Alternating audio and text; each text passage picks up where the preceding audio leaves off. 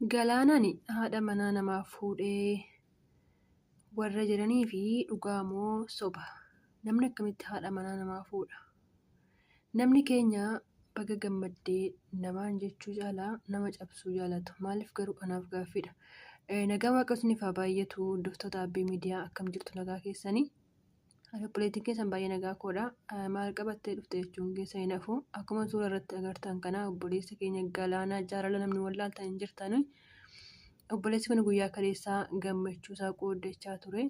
Gammachuu isaallee akkuma jirutti ta'ee haa ta'u malee namoonni baay'een haadha manaa namaa fuudhee jedhaniitu nama kana gammachuu isaa jeequ jechuudha. Kun immoo gaarii miti. Namni akkamitti haadha manaa namaas fuudha?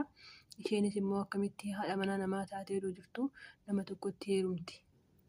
Tarii walillee hiikanii turanii yoo heerumte mirga qabdi jechuudha. Namoonni keenya baay'een dhugaa dubbachuuf akkuma sooshaal miidiyaa kanarratti agartanii namni yeroo gammade baga gammadde namaan jechuurraa nama cabsuu jaalatu jechuudha. Kun immoo gaarii miti. Keessattuu mucaan kun sooshaal miidiyaa kanatti hin agartu hundumti keessanuu jechuudha. Yeroo baay'ee gadda baay'ee keessa ture jechuudha. Tanaan duras jaallateetu mucayyoo tokkoon baay'ee miidhamee sooshaal miidiyaa kanarratti bu'aa ture. Immoo isa immoo damdamatee booddee immoo jireenya keenya jijjiirradha jedhee sooshaal miidiyaa irratti hundi keessanuu argaa jirtu jechuudha. Gara Dubaayii kanan dhufa jedhee karaatti jechuudha birrii baay'ee baasee mucaa kana inta saakkaanii fi duubatti deebi'e jechuudha.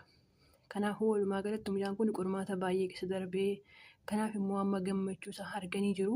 Haa ta'u malee baga gammaddee jechuun bakka dadhaban namni keenya haadha manaa namaa fuudhe jedhanii suuraa isheellee haa ta'u dhugaa waan irraa beekuun qabu walitti qindeessanii haadha manaa namaa fuudhee Galaananii jedhanii yoo jeeqaa jiru jechuudha. Kun dhugaa dubbachuuf gaarii miti.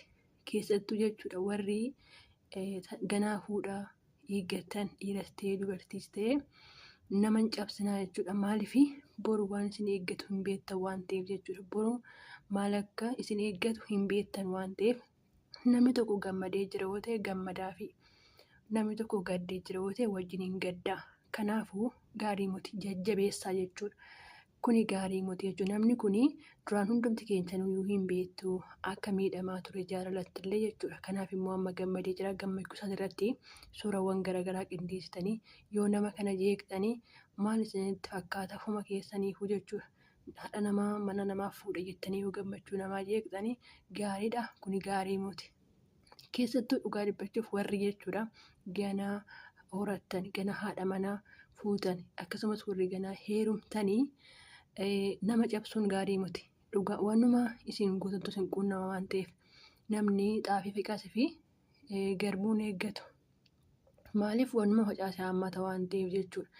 Akkuma mammaaksi Oromoo jedhu kanii ilkaan dhalchuu kormin dhalchuu jedha. Kanaaf warri ganaa heerumtan warri ganaa fuutan gadda gammachuu namaa gaddatti hin jijjiirinaa nama hin jeeqinaa jechuudha. Walumaa galattu baay'een keessanii inuma agartu obboleettii keenya mooneetti beeksisaa hundumti keessa namni wallaaltan jirtan jechuudha. Obboleettii suni kanaan duraa gaa'ela dhaabbattee ta'uu fi na fakkaata anillee hin beeku miidiyaa kanarratti ishee beeka malee saniin booda deebiftee amma immoo obboleettiin kun waaqayyo ishee gargaaree gaa'ela argattee jaarsummaa waan akkasii kan jedhamu miidiyaa kanarratti galakkifame jechuudha.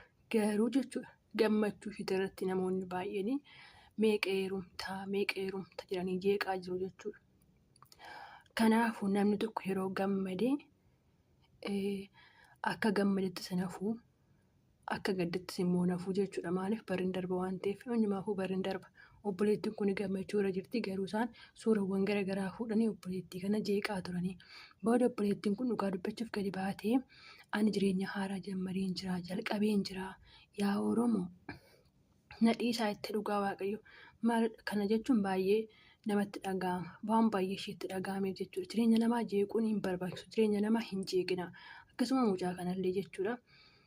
Waan inni duraan keessa darbee baay'een keessan hin beektu. Kanaaf amma immoo gammachuu isaa irratti yoo haadha manaa namaa fuudhee jettanii suuraa isaanii walii gadi gaggalabattan kana maal isinitti dhaga'ame? Nama sanitti jibba qabdu yoo ta'e bakka dhiisi gammachuu isaa irratti hin jeeqiniiti. Maan nama jibbuunu? Seexaan nama jibbanii nama jibbu waan ta'eef jechuudha. Kanaafuu nama hin jeeqinaa baay'een keessa miidiyaa kanarratti baay'ee nama jeeqaa jirtu jechuudha. Hojii waaqayyoo keessa galaa jirtu. Hojii waaqayyoo keessa hin galinaa jechuudha. Hojii waaqayyoo keessa galuun gaarii matu. Waaqayyoo waan godheef beeka waan ta'eef inni fiixan baasa. Kanaaf nama hin jeeqinaa, nama gammachuu namaa irratti nama hin jeeqinaa. Akkasiin jedhaan obboleettiin keessanii warra dhaggeeffatan baay'een keessa inuma agartu koomantii itti yaadanaaf qoodaa dhugaa dubbachuuf obboleettii keenya moonetti namoonni baay'een koomantiinis ta'ee suuraa isheetiinis ta'ee baay'ee jeeqaa turan. Amma ishee obboleettii sana dhugaan waan ishee irraa hubadhe maal akka ta'e dandamattuu namaa goobazii namaa ta'uu ishee argee jechuudha. Maaliifin dubartoonni keenya baay'een gaafa heerumanii gaa'ila biroo dhaabbatanii gaa'illi sun jalaa ta'uu fidee baay'ee gaddu jechuudha. Dhugaa baay'ee gaddu yookaan lammata deebi'anii heerumanii baay'ee gaddu jechuudha. Tun immoo obboleettiin kun dhugaa akka nama surma duraanuun heerumee hin beeknetti waan addaa wayiitiidha kan isheen raawwatte. Waan addaa jechuudha dhugaa agartaniirtu aadaa Oromoo akka itti isheen mul'ifte jaarsummaawwan garaagaraa haala uffannaa ishee irraa jala warqee uffisanii fuudhan. Kana namni keenya immoo baga gammadde dhiisee waan hin taane haasaa jechuudha. Akkasuma mucaa kana irratti illee baga gammaddee obboleessa keenya jechuun dhiisaniitii gaalaananii haadha manaa namaatti fuudhee jechaa jiru jechuudha. Kanaaf kun gochaan kun sirrii miti. Kanarraa of eegaa, nama cabsuu irraa of eegaa. Nama yoo cabsitanii isinis boru kan sin cabsu sin duuka jira malee wanti isin hin cabsine hin jiru jechuudha. Maaliif hojii keessan waan ta'eef jechuudha. Waanuma facaafattan haammattu akkuma dura isiniin jedhe. Kanaaf nama hin cabsinaadha. Nama cabsuun gaarii miti. Waan gaarii namaaf yaada. Waanuma gaarii isin quunnama. Isiniin jechuun jaaladha. Bara keenya kana keessa dhugaa dubbachuuf namoonni baay'een miidiyaa kanarratti baay'ee wal jeequ, baay'ee wal arrabsu, baay'ee wal cabsu jechuudha. Kuni bu'aa hin qabu. Bu'aa waamata akkasiniif hin buusu. Yoo namni gadde nama sana jajjabeessuun gaariidha. Maaliif boru waan sitti dhufu hin beektu waan ta'eef. Yoo namni immoo gammadee wajjin hin gammadi. Kanis boruutis waan sitti dhufu hin beektu waan ta'eef jechuudha. Malee nama jeeqaa ofii kiyyaa nan gammada jettee waamata akkuma yaadin jechuudha. Maaliif namaaf ulfina yookiin ulfina argatte nama yoo kabaje namni si kabaja waan ta'eef jechuudha. Nama yoo kabaje namni si kabaja. Malee nama yoo salphifte ofii kiyyaaf nan ulfaadha jettee yaadiin gongumaa jechuudha. Warra akkana gochaa jirtan gabbachuu mucaa kanaa hin jeeqinaa. Dhiisaa hin gaa fuudheera naaf ta'a jedhee fuudheera waan ta'eef jireenya isaa yaa uffatu itti yaa gammadu. Kanaaf baay'een keessan jeeqaa jirtu akka yaada obboleettii keessaniitti isiniin jedhaa jira. Obboleettii kana dhiisaa namni yoo gaddee gammachuu sana keessa gaafa gadda keessa darbee gara gammachuutti dhufe isinillee gammadaa fi maaliif gaddisiiftu. Mee qormaata namni kun qormaata mi'a keessaa akka darbee gartanii dhugaa dubbachuuf ani mucaa kanarraa baay'een baradhe jechuudha. Birrii inni gara Dubaayii kana dhufuudha birrii waasanii baase jechuudha. Agartan Itoophiyaa keessatti birriin 450 maal hojjetanii akka dhufu jechuudha. Dumti keessan iyyuu hin beektu garuu amma gadde mucaa sooshaal miidiyaa irratti ba'ee yaada isaa ibsatee jira jechuudha.